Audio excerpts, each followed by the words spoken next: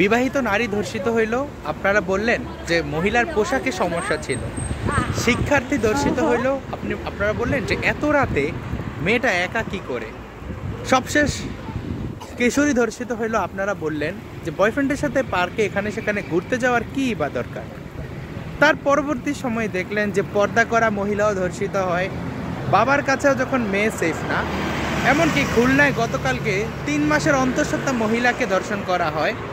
চলন্ত বাসে অস্ত্রের মুখে বাকি যাত্রীদের জিম্মি করে ডাকাতির পরে মহিলাকে ধর্ষণ করা হয়। শহীদ মিনারে ফুল দিতে বা ফুল কুড়ানোর যে বাচ্চারা থাকে তাদের ধর্ষণ করা হইল গতকালকে। এগুলোর আসলে আপনাদের কাছে ডেফিনেশন কি? Wake up guys, be a man.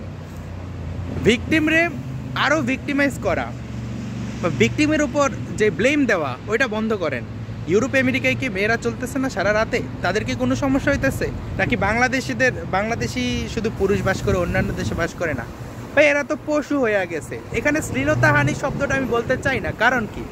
কারণ ওই মেয়েকে জোর করে অ্যাসল্ট করা হইতেছে।